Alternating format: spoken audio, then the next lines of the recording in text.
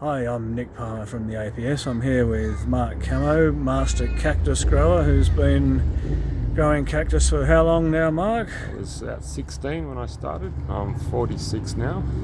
So that's a great lifetime of cactus growing experience. Yeah, it's mainly all from hands-on experience.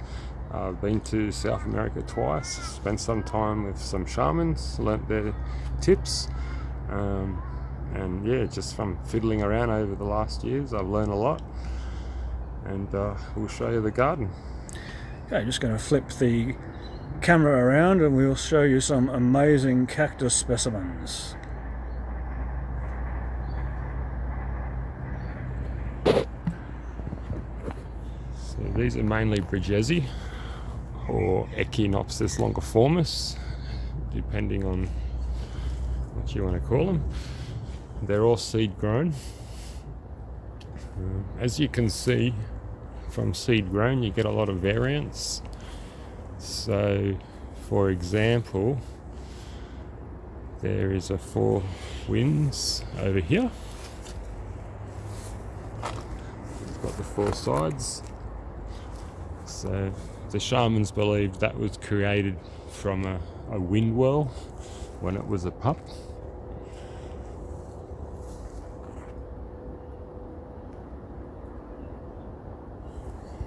What other varieties have we got in this little patch here, Marc? A lot of stuff that gets, you call it mutant or mutated. You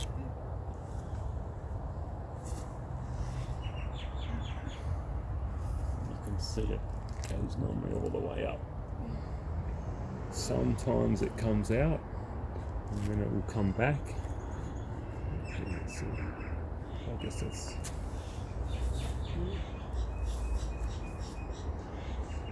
These are interesting here. You can see sometimes they'll drop a rib. So it's 5, but it had 6, so it's dropped one. That happens quite often. I don't know why.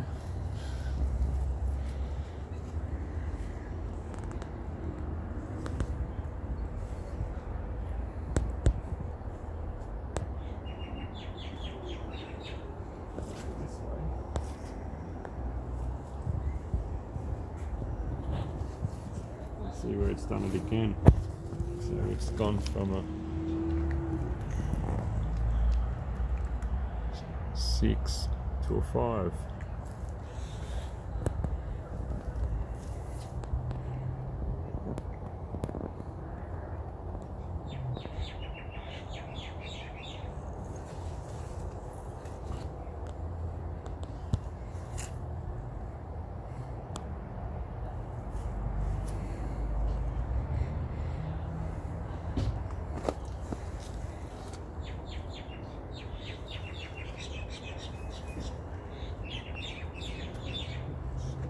Topping.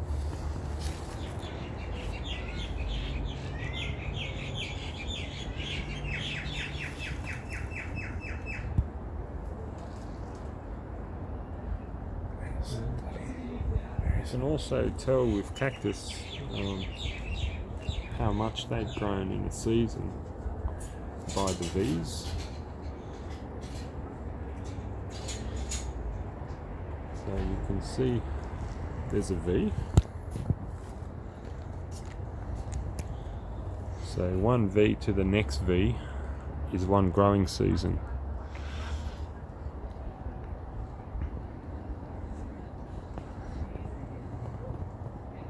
So you can see from there to probably there.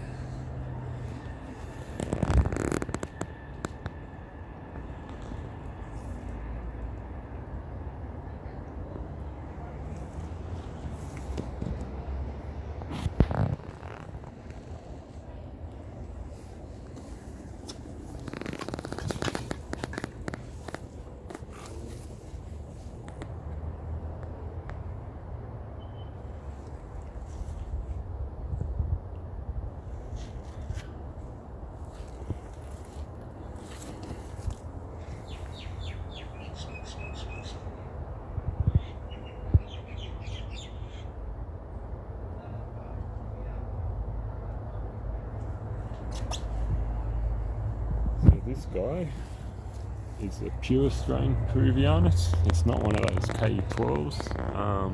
It's a pure strain Peruvianus.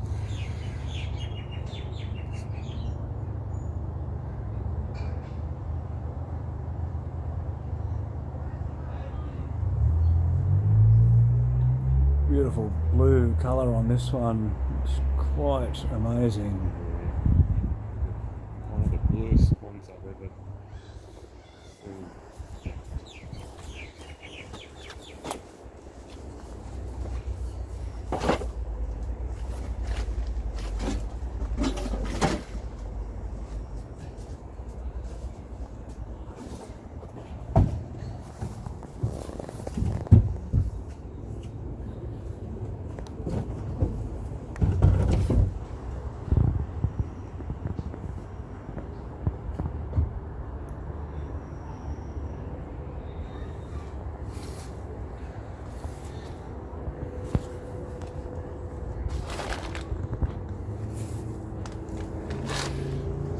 See how thick it can get.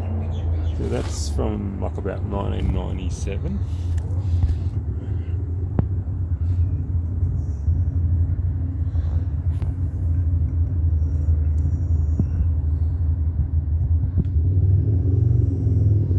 It's almost like a tree trunk, that one. So that's like 20 years plus.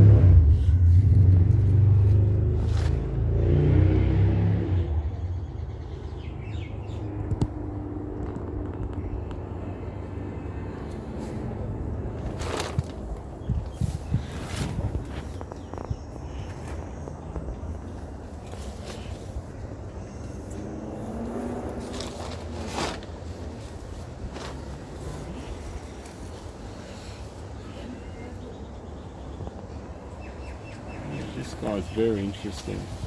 He just spits out so many monstrous pups. It's amazing. Everyone that comes off is a monstrous. Yeah, these monstros are actually a genetic mutation that is really highly sought after by cactus collectors and growers.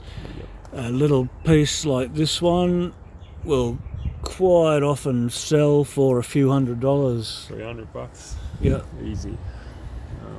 And the more sculptured they are, the more you get. The funny thing with this plant, not only does he have the mutant gene, he's got the four-sided, so he's a prize collection. Absolute prize. And I found with my own specimens, my four-sided ones quite often revert into this mutation during winter. Yeah, and then come out again when the weather warms up again. I've noticed that too. So I don't know if it's something to do with that or... The genetic of the four-sided cactus. And this is why it's never a good idea, never to cut on an angle, because it fills up with water. Just trying to get a good look in there to see if we can... You can avoid the rot that way. Yeah, rot is pretty much the only trouble you're going to come up against growing cactus. Yeah. I know from my own experience, it's just a result of too much water. Too much water. It's the only thing that generally kills them. Or if you've got it in a pot where the water won't drain out, it just sits in water.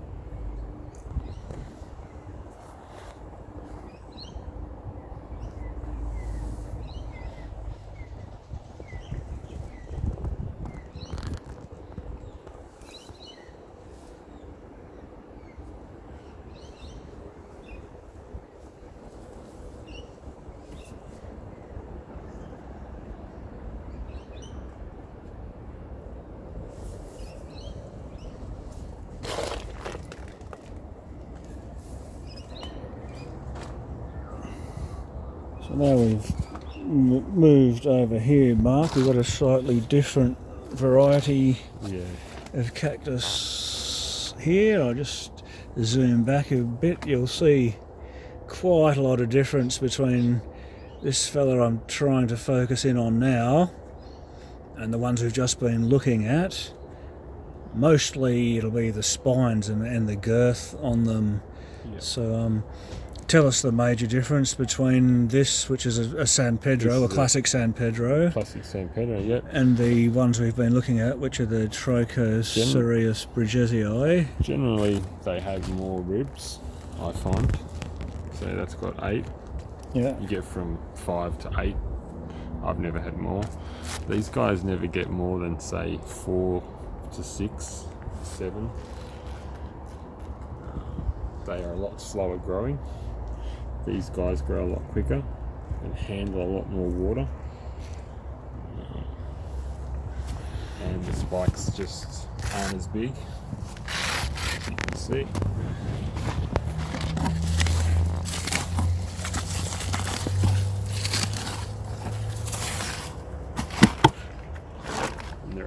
They can handle a lot more than the bridgesii, water, everything really, sun.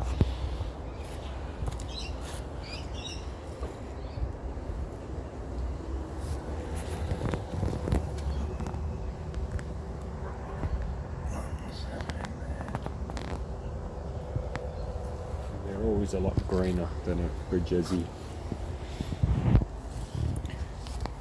You can have a look at some of the bridgesii here. Those are the Pedros coming into shot now.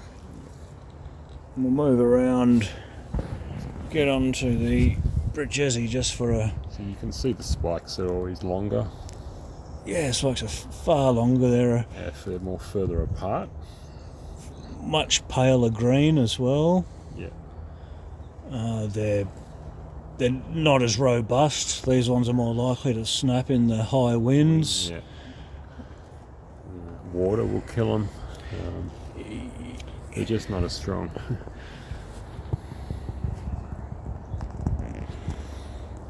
And nowhere near as well known as the San Pedro either, and despite being very, very closely related. Yeah. I think they're a bit of a hidden gem, these. Yeah, they're certainly my favourite. I have more of these in my collection than anything else. Yeah.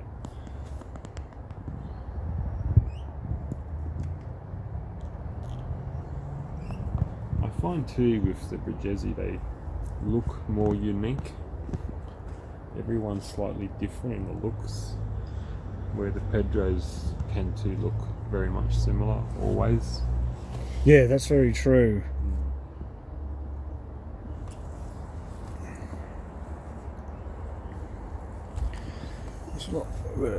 Just move and show you down here where this big stump has been cut.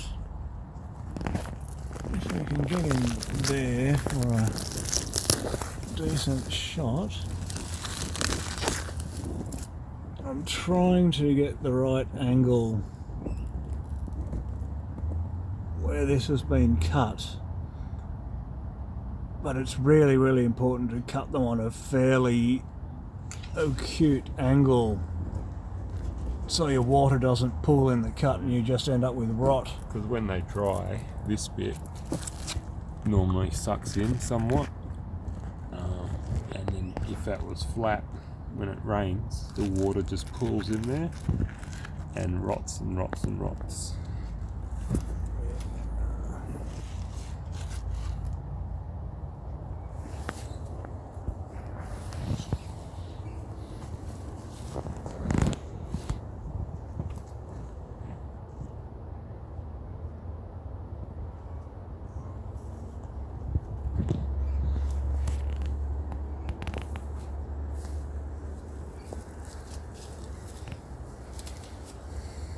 This guy is one of my special ones.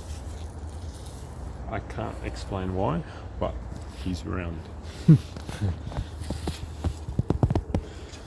he's got some freaky genetics.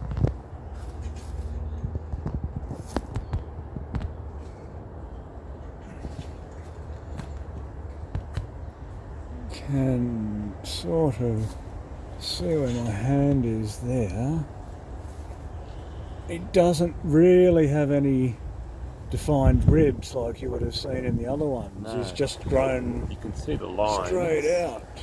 There's 1, 2, 4 lines, and you can see the V's where it's grown every year, but there's no columns as such. How old would this one be, Mark? I planted him in about 98. Okay, From so seed. yeah, he's a 22-year-old cactus, and it's going to be pretty difficult to catch on the camera phone, but he would be, well, 3 metres tall. Easy, yeah. Good 3 metres tall. So I'm 6'2".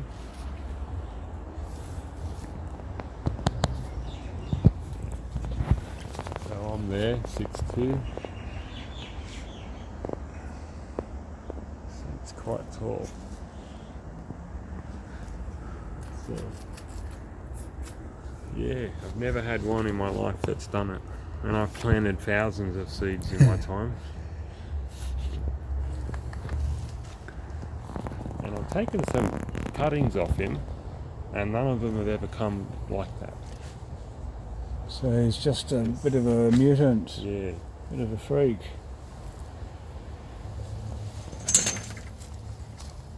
Here's a very pretty one. Very, very blue. And you see again, real noticeable difference from the first ones we looked at, the Brigeses, yeah. and also the Pedro. This one's more similar in appearance to a Pedro. The This spikes. has slightly longer spines, but this guy is just blue. Blue. Really, really blue, and that's something that's really sought after with cactus collectors and cactus growers, the blue. That's what people are looking for, is this beautiful, beautiful blue colour, or glaucous colour, as the real cactus geeks like to say. So, yeah. These are just Brigesi monstroses, aka penis plant.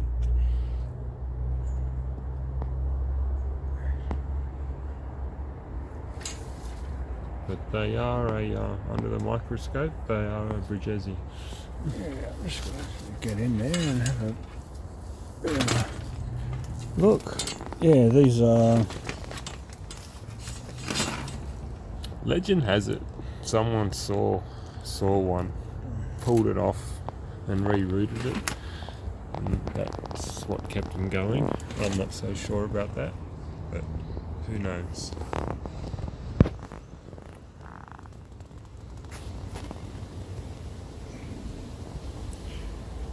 There's it. Got as close up as I can get on the old camera phone there. Trying to get a good close-up shot so everyone can see why these are actually called penis plants. It'll be quite obvious to you when I can get a good shot. There you go.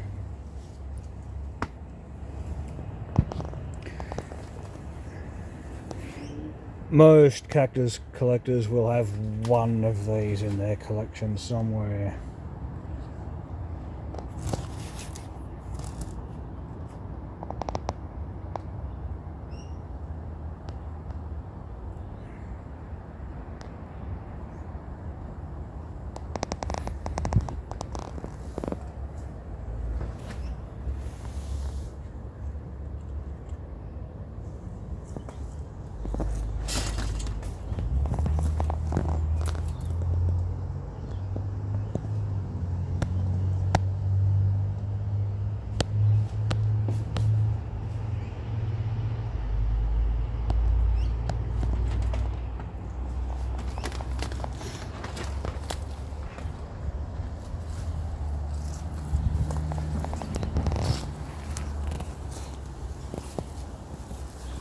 it's all from my own seed that came off of another huge pack garden, and they must have got crossed, so I've never been quite sure what they are.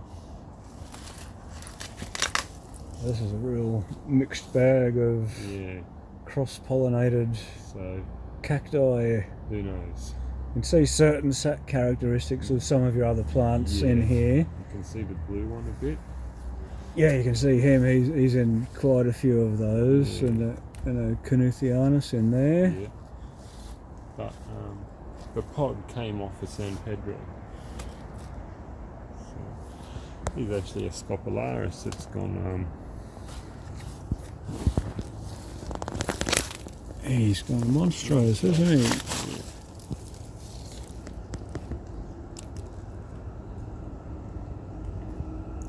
Get my hand out of the way there. Usual.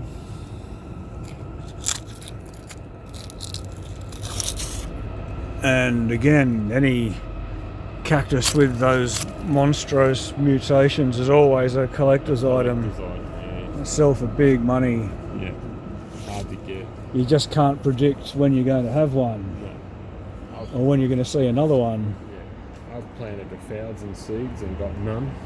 Then I've planted another 1,000 seeds and got one. It's very hard.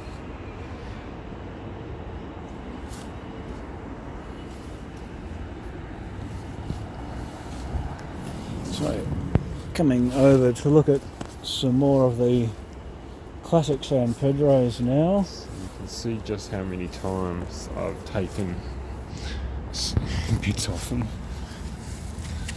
It's over and over. That's one of the great things about growing cactus. Whenever you cut one, you end up with more cactus. Yeah. You can end up with 3 or 4 more sometimes when you're lucky. It's like that saying, you know, divide and conquer. Yep. A bit like the old story of the magic pudding. Yeah. Well, you cut it and more grows back and you end up with more than you started with.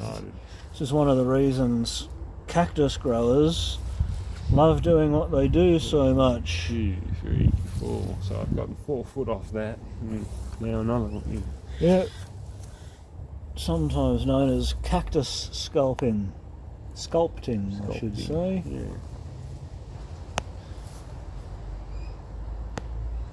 You can get in there, you can see the various cuts Marc's made on that one. They just keep growing back again. Always on angles too, remember? Yeah. Because see that? That's what's going to happen. So if that was straight, he'd be in trouble. It'd be like a swimming pool.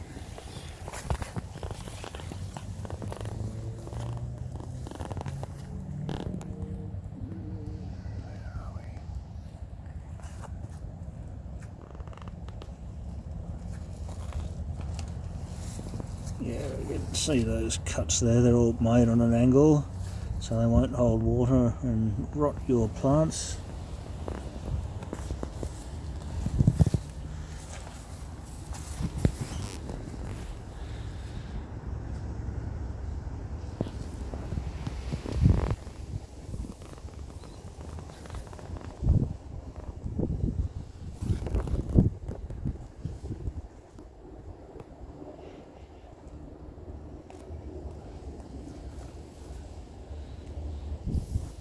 Now here's some very spiny fellows over here. So these are the KK that they call Peruvianus, but really they're a cross between a San Pedro and the pure Peruvianus that we saw over there. I think they're called KK12s, or in Trout's notes they're called KK something. Yeah, Trout's Notes is one of the real Bibles for cactus growers. Yeah. When the Trout's Notes go, they've been about the 1970s, 80s? Yeah. But have a look at some of the spines on these. There's some seriously spiny ones, and that's another thing that cactus collectors always want in their collection. Yeah. There's a really nice spiny specimen. Good for grafting. You can hold your scion onto your stock. Instead of trying to use a stocking or something, I use these. You can actually see the V's that I was talking about in the growth rates on this. You can really notice them.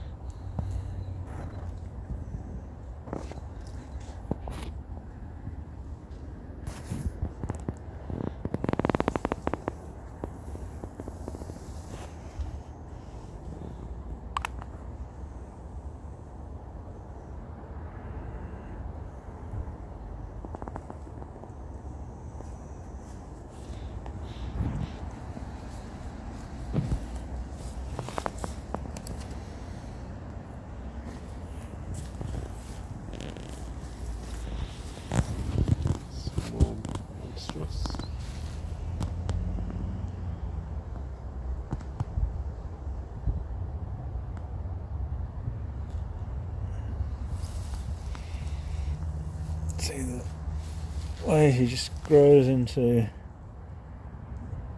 So he was a 4. completely Now different configurations. Yeah. All the way up. Another one hiding down in here, if we can get hold of him.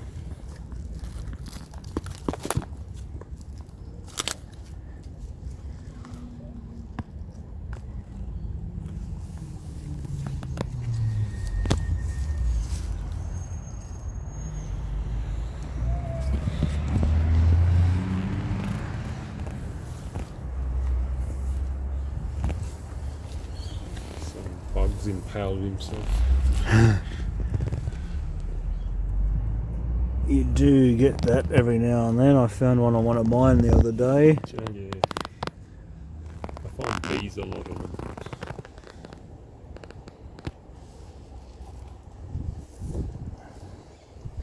There's a big cluster, mostly gone monstrous in there. Plus the 4 winds. Yep. There's 4 winds here. He's starting to go a bit monstrous on the top.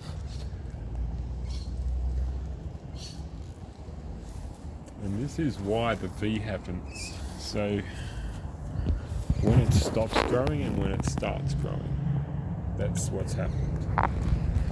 So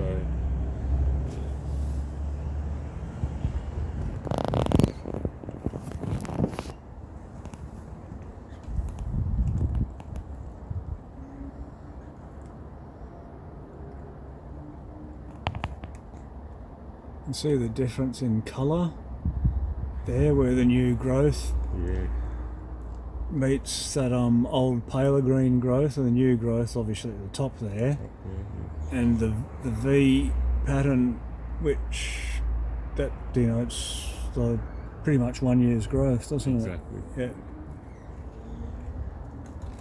So some grow a lot slower than others.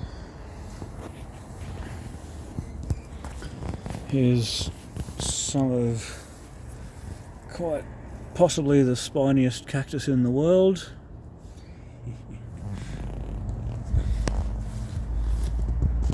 Makes for a good fence. They do.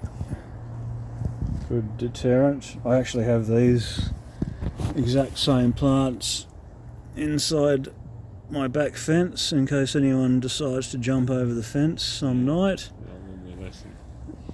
It's something they will most likely only do once. I'm sure you'll hear them.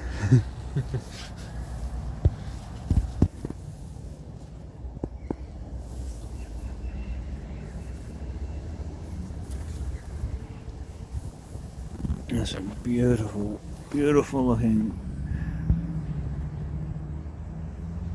fat Pedro specimens in here. Absolutely gorgeous looking they are.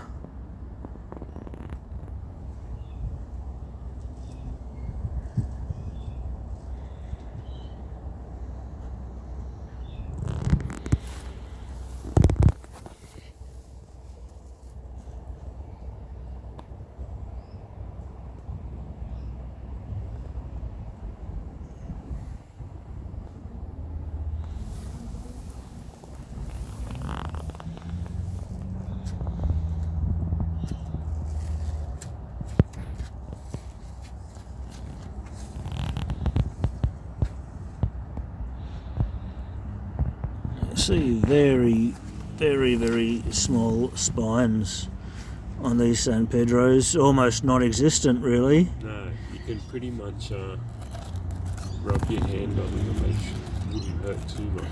No.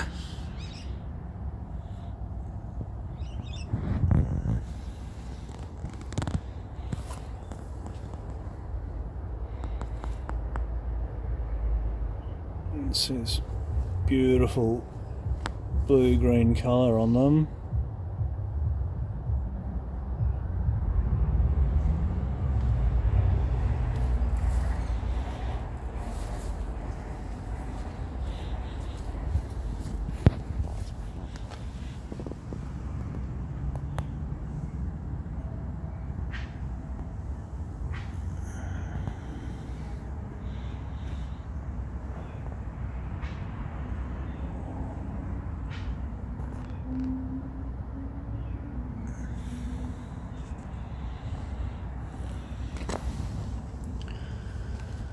Okay, well let's finish off our little video by going and having a look at a Lophophora, or known colloquially as a Peyote.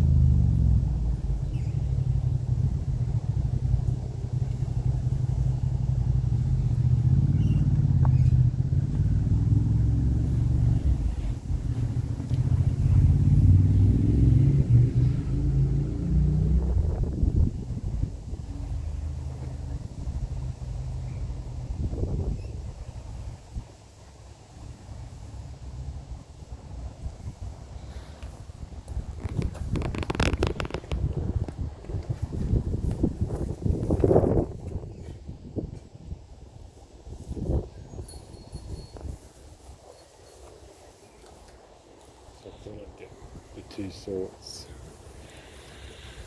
So that's your Williamsy, Lophophora Williamsy, and this is your Lophophora Williamsy Capioposa. You can probably see the differences.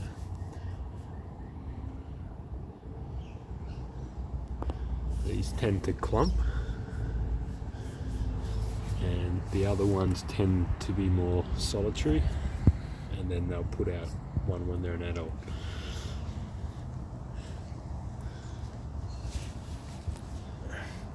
You see that little pink top is actually a fruit. It's your seed pod. Yeah. So we pull that off, and it's full of seed. Let it dry out for a while. So seed in there.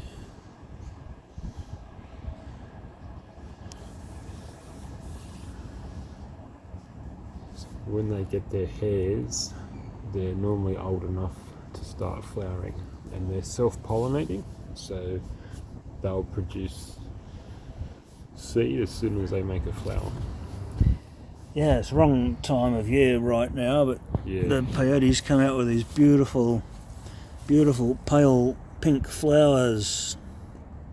You can actually eat them, the fruit, but I'd rather keep the seed. Yeah, the seeds are pretty precious with these guys. Yeah. So that thing there is about 18 years old. Yeah, they're really, really, really slow growing. He's about 15. This is why guys who go to the trouble of growing these don't want to sell them. Or eat them. You can't do it. It ends up being like your pet. Exactly. Yeah, you can't hurt them. Knowing that would be around after I'm dead too, it's fascinating. Yeah, they're just quite amazing, and cactus growing is Teaches you patience. Teaches you patience, and it's one of those things that very few people do by halves. No, I notice. I mean, you're right. Marc's been doing it for 30 years. I've only been doing it for 5 years. And, yeah, I've met some crazy, mad cactus guys in that time. Yeah. We spend all our money and all our spare time on it. Yeah. Yeah. And I actually travel around looking for them. I've been to countries just to try and find a specific cactus. Yeah. So. Yeah, I know guys who just travel around all weekend, hundreds of kilometres. Yeah. You know, they'll come down Just from the Central Coast, from Newcastle, or up from Wollongong. Yeah. And they'll just traverse one end of Sydney to the other, just looking for cactus. Yeah. And we've all done it, and that's the only way you can do it. Yeah, that's the only way you can do it. It's a pretty small community of people, but a really tight community of people. It is. There's some really good cactus growing groups on Facebook. Yeah. And I find everyone in the cactus is lovely people. They're all nice people. Yeah. It's like if you're in the cactus, it's like they give you some sort of energy, or whatever it is. Yeah, and there's a real great swapping culture with cactus as well. A lot of people that grow them would actually prefer to swap with something else than to take money for them. Yeah, exactly. Well, yeah. So, and I love the fact when someone's been looking for a year for a peyote and they just can't find one, and then I'm able to give them one. It's a good feeling. So, yeah, it is. Pretty much my entire collection of cactus, which is a couple of hundred now, has all come from Marc, except for maybe half a dozen or so that I've gotten with swaps from other people. Yeah. And yeah, it's certainly something you never look back on once you start growing cactus. It's a great hobby. Bigger and bigger your hobby and it your keeps collection. Keeps on giving. They're pretty forgiving. Yeah. The peyotes are probably an exception to that. They can be sunburnt and they're a bit more sensitive, and you can get spider mite on them and they'll eat them. Yeah. If you leave them outside, something will want to eat it. A bird or a rat or something. I don't know why that is. I could probably guess. Yeah. Yeah. But, yeah. So it's a good hobby. It is. It certainly is. And once you start, like I say, you won't look back. Yeah. That's it. You're in for life. And you almost give all your cactus names, because to other people they all look the same.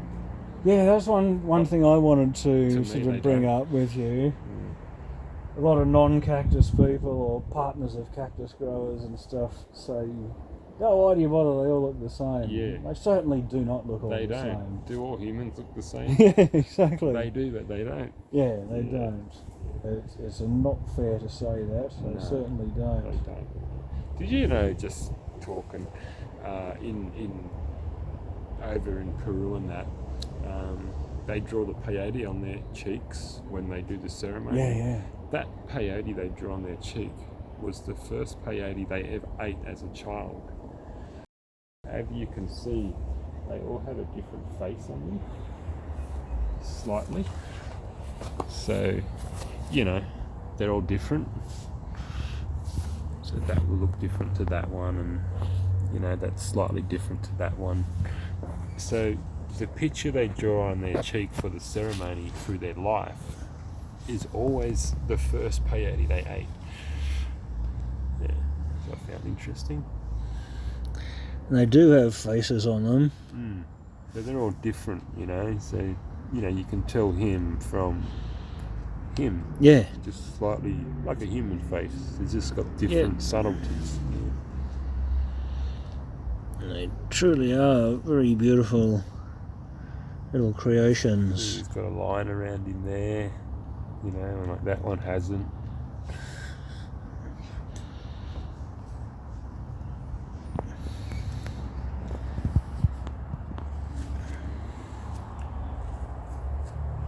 Okay, well that pretty much wraps up our exploration of Marc's cactus garden. Thank you very much, Marc, for that. No It's worries. a pleasure as always, and I People learn always love coming out to see Marc. I could spend hours and hours and hours just, and we do, don't we? We do. Every time I Yeah. meet up with Marc, we wander around for hours and Look at just them talk all. about cactus, pretty Yeah. much. Yep. You'll never get bored of it, ever. No. There's always something to learn about them too. That's right. Yeah. Anyway, we will wrap that up. Alrighty. Thank you for watching our video. Thank you very much, Marc. No worries. Anyone wants to get in touch with Marc, just send an email to the APS info at email, and I monitor that email, and I can get in touch with Marc for you at any time. Cool. Anytime, guys. All right, guys. See you soon. See you later. Bye-bye. Okay, so we're back with Marc Camo and Nick Palmer to talk some more about cactus and the various species, how to grow them. That's it. Over to you guys. This is Cactus peruvianus. It's the pure strain. It's not the KK12, which is half San Pedro, half across to this.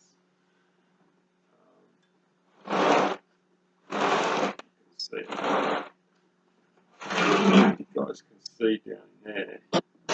That's why you don't want to cut on not an angle. The water was sitting there and rot. So I made a mistake when I cut this. I should have cut it on more of an angle. So that just shows you why you don't want to do that. Then we have our Trichoceros brugesi, or Echinopsis longiformis. You can see they have way bigger spikes, and they're more further apart. This is only a little guy. He's probably only like 2-3 years old.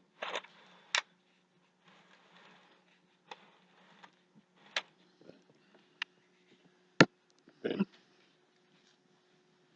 we have this. It's called a penis plant, a monstros, Brugesi monstros, which is actually from this. So legend has it that some guy found this head on one of these, cut it off, rerouted it, and continued to grow it, which made this. I do have some Brugesis outside with that on the top of them, so and leads me to think that maybe that is what happened, but who knows. But yeah, under a microscope, this has got the same alkaloids, the same content as this. So the main difference is the Monstroso has lost the gene that codes for rib structure. Exactly. So it's got no ribs, still throws out a spike here and there, but yeah, it doesn't grow columnar and no ribs. But one adult size has got the same alkaloid content as 1 foot as a Brugesi.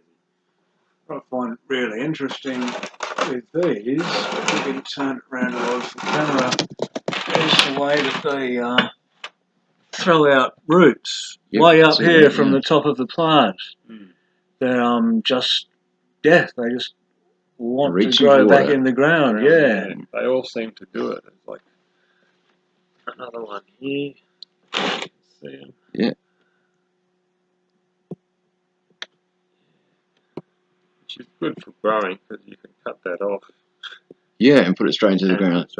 Yeah, without having to wait for it to colour.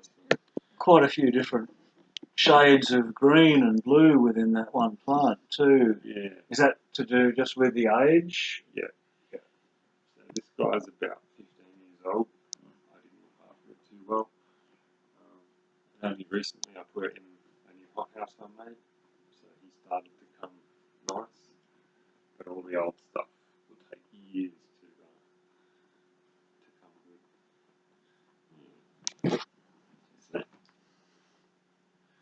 then we'll move over to our Peyote, small bugger, probably about 5 years old, seed grown.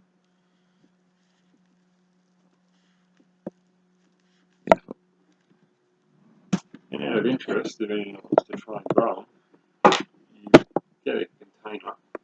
This is my own method, so there's millions of methods. For me, this works the best.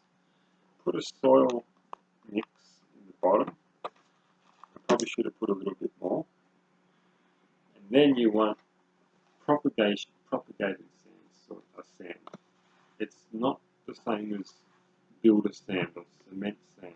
That will go hard. So then you want to just put a layer on.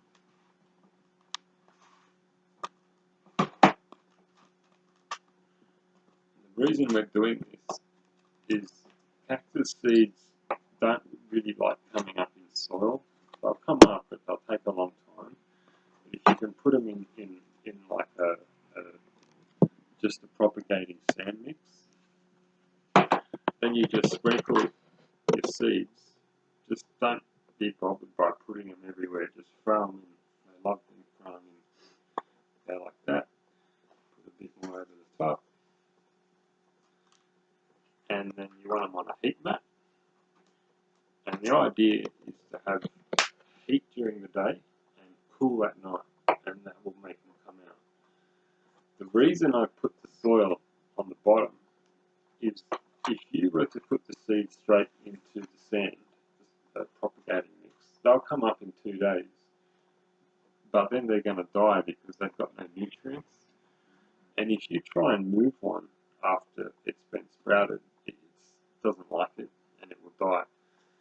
So I figured if I can give it a top layer of what it likes to sprout, and then the bottom layer for the root to get to and to live. That way you can leave it in for maybe 3 to 5 years before you have to move it. And do you put a lid on in the early stage for humidity? Only when you propagate, I get them to come up, yeah. So once you sprout it, take the lid off. And even then, you'd want to get that lid off and on twice a day. You just make an air exchange with a hole and a bit of micropore tape. Yeah. Or you could put 1,000,000 holes in it with a drill. But even then, you're going to get water dropping. Yeah. So I find it's best just to lift the lid twice a day. Yeah. And they'll come up in 2 or 3 days. Without much watering? No, just a bit of a spray. As long as you've got that heat mat and don't keep it on 24/7, you've got to turn it off at night. They'll come up. Yeah. Awesome. Easy as. There's millions of ways, but this is my way. And for me, it's been the most successful. Yeah. That's about that on peyotes. So we'd like to talk to our people about different methods of cultivation. Yes. Obviously, you've just shown us how to grow from seed. How about growing from cuttings and cloning once you've got an established plant? Yeah, right. So I found this yucky piece out the back.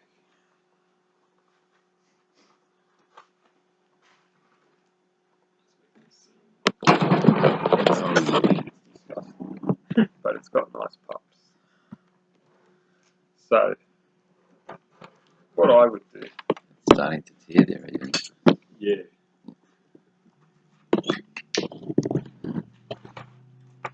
I would just cut that there. So it's easy to work with. Cross section. There's a few ways you could do this. You could either cut them into foot pieces and then let them dry and grow the foot pieces, and then you'll get pups. But for me, I think when it's like this, the best way is to cut these pups off, put them down there. I guess to mention you're using a sterilised knife. I am. I just Yes. sterilised it, by the way. I forgot to say But that. isopropyl alcohol, yeah. One of them. Yep. Otherwise, You'll introduce some bacteria which will cause rot. rot. Especially if you're doing the peyotes, they definitely need to be every wipe, every cut.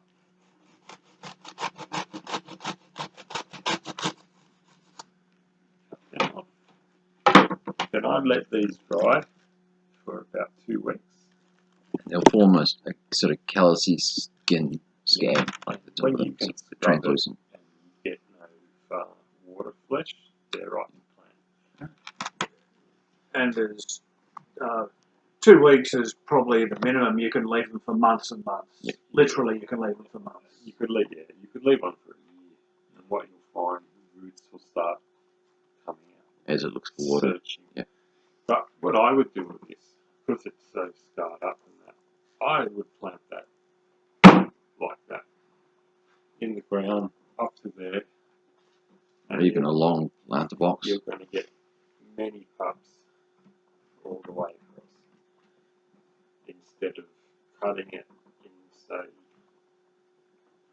3 bits, you only get a couple pups. If you plant it like that, if you've got the room, you'll get plenty more.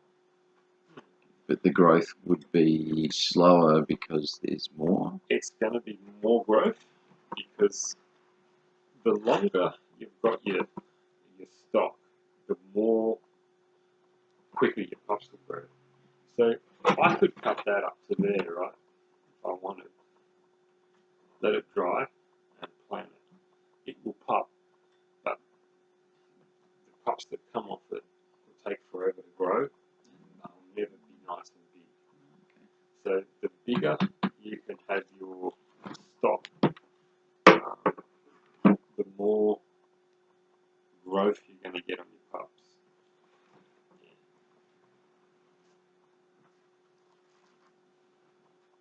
So, and I'd do the same to this one. Just cut that off.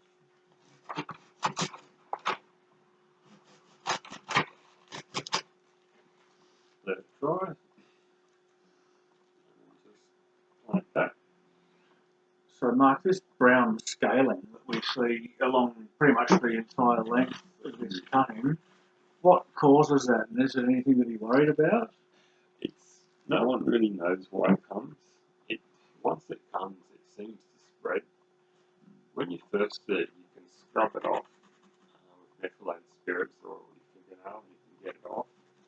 But it's very hard to get rid of, and it just takes the whole cactus up.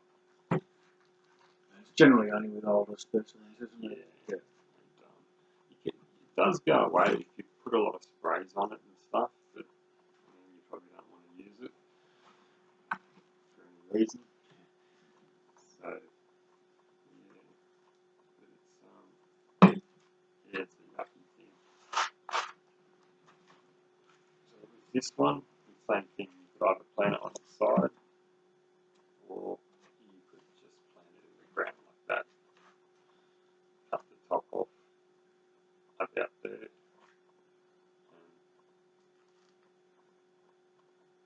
cut that off, and then cut that off, plant that.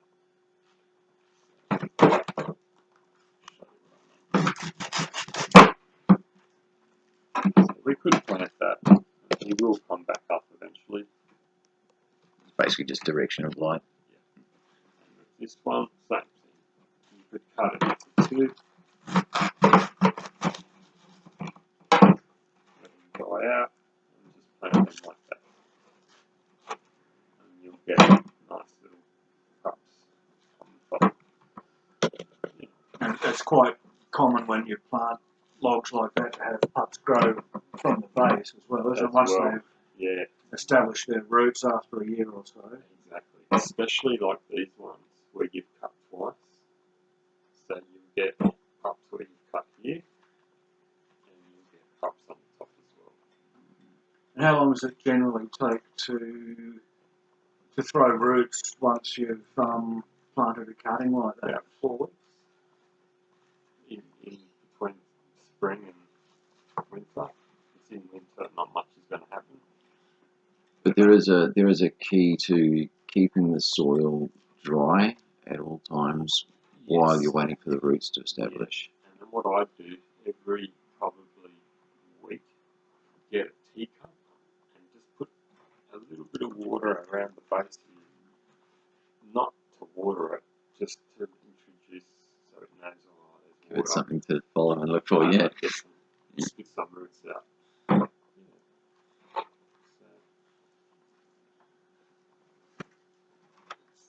Yeah, all right, so while we're on the subject of water, how much water do cactus need? This is a sort of a topic that many people seem not to agree upon.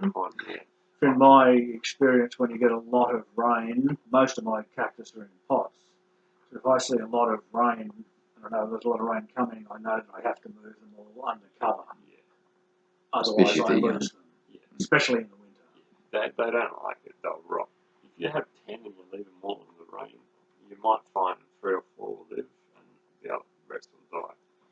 They just don't like it. We're talking about like 5 days rain in a row. Exactly. Real consistent rain. Yeah. That's why you really want to raise the bed so the water, or if you're outside, raise your garden bed and have like a good layer of blue metal or bricks on the bottom, so the water can have some tubing coming out, so that when it does rain, the water pours out. Or if you're growing in pots, maybe just something like a wooden pallet or something. Off the ground. Yeah. You can buy pot holders and get them off the ground, or bricks, whatever. And I've done it. I've forgotten to lift sometimes them off the ground, and they've died on me. So you're better off to have less water than more water. It takes quite a lot to kill a cactus as far as not watering. Yeah. In summer, you can water every week, every time. I don't even water every week. I water every second week in summer. A lot of water, but every second week. How about soil conditions? What sort of soil? What should you add to your soil? Yeah, soil's a hard thing. They all like different things, but basically, I like to have say 60% soil, 20% rocks, blue metal, any type of rocks. It doesn't matter. And then I like to have a bit of ash in there, a bit of lime, calcium, Perlite. and perlite, good stuff like that.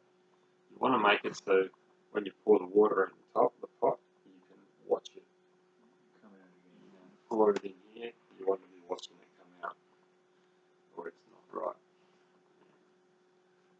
So, it doesn't matter on your mix too much, as long as you've got about 40% of rocks in there compared to the soil. But they love ash, calcium, and lime.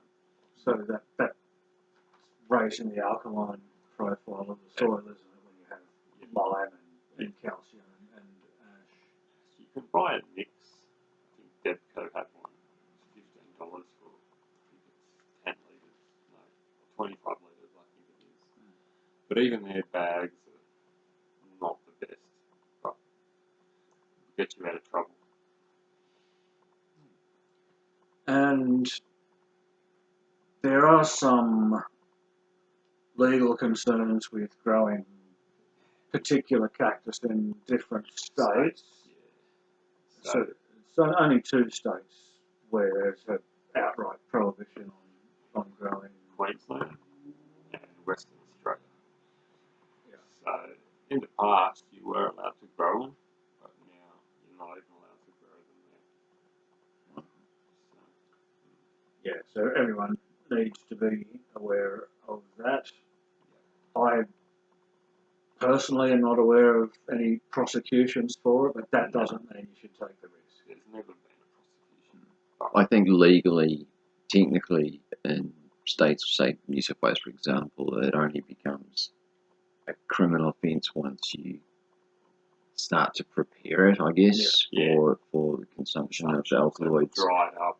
and whether that's cutting or whether that's at what the stage that comes legislation- in is a bit vague. The legislation changes when you convert a plant to a preparation. Yeah. That's when you cross the line where you can get in trouble. But again, that's really where that line is a sort of judiciary discretion. It's not defined in the law itself. And I mean, you'd want to be. You'd be pretty unlikely. Unless you're out there selling And deliberately drawing attention to bags yourself. of mescaline, I don't think it's ever going to happen. Yeah.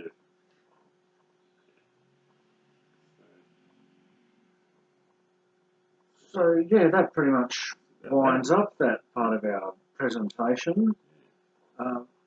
We do need to mention about the legalities and anyone looking to consume. It is illegal. It's illegal. We need to make that very clear. Yeah. So we have to tell you not to do it. Don't do it. But they're wonderful plants to grow. They're amazing plants to grow. They're beautiful. They're easy. They're really good for conditions like COVID lockdowns when you can't go out, and you can spend way more time looking after your cactus. Yeah, it becomes quite an obsession. It certainly does. A myriad of different clones. Then you start collecting all the different types. And, you know, one's got 7 ribs, one's got 5 ribs, and one with 8. Then you want your peyotes, you start realising how hard they are to get. Then you want short spine and long spine varieties and bluer ones and greener ones. Should we put the rib thing to rest? I mean, people say different people have different subjective qualitative effects from different ribs. Quite a lot of cactus, right? I had someone in particular, one with 8 ribs, because she was told 8 ribs work, and none of the others will have any cultural significance. Wow. And I tried my best to explain to her that's not the case. No, that's completely arbitrary. I had the same conversation with the same lady after she came to see me to get some advice as well. Yeah. These myths get sticky and I couldn't explain it, but I've had a few people like that. And they read somewhere or they heard someone from some rumour. Yeah, because there's not a lot of literature on cactus. There's not enough study. There's more study. Many different traditions. Yeah. For example, the 4-ribbed cacti, Yeah. I've seen some out in the garden earlier, have quite significant cultural They believe symbolism. the winds, The made cardinal that shape. directions and. But from a scientific point of view, how is that any different under a microscope than the same uploads? Yeah, I'm not saying it is or isn't, but there's not enough research done. Yeah. And that's because of the legality, which is something that needs to be addressed. Yeah. And we believe. Also, as we've highlighted with this event in general, there's a bit of an under appreciation of cactus within the psychedelic pharmacopoeia, and it does need a lot more research. There's not a lot of peer-reviewed papers on mescaline. It really is the forgotten psychedelic, and it was the first. It was the very first psychoactive alkaloid that was isolated in 1893 by Arthur Hefter, and it was really responsible for a lot of the progressive movement right through the 1920s. Philosophy and art. And science, psychology. Yeah, and then sort of towards the end of the 1930s, LSD was discovered. Yeah. And LSD then sort of took over everything, but before LSD was around, mescaline was the one. It was the one. And then cocaine came and took all that off. But, different waves and different generations. And now it's DMT. Yeah. But, you know, Trout's Notes has been probably the only reference book us collectors have got, which was written when? 70s? A long time ago. Yeah. You know, And even when you look through these pictures, you can tell someone is classified. I think someone needs to redo it. Very worthy project. Someone needs to go out and do a proper Taxonomy. Yeah. Alright. So we put the challenge out there. Yeah. And, Yeah, maybe the government will give us a grant. yeah. exactly. Any aspiring cactus geeks out there? And we know you're out there. Yeah, we know you're there because I see you on Facebook and I know how hardcore you are. So challenge is out there. Yeah, it's on. Yeah. Cool. Should we call that around? Guys. Right. Awesome. Thank you, very Nick. much, Thank you, Marc. Marc, for your time and your Right. knowledge and sharing all that with us. And hopefully we've made some cactus converts out there today. Hope so. There's plenty more to learn, guys, so get into it. Yep. And get in touch and we'll get this video up to you as soon as we can. Bye. Yeah. See ya.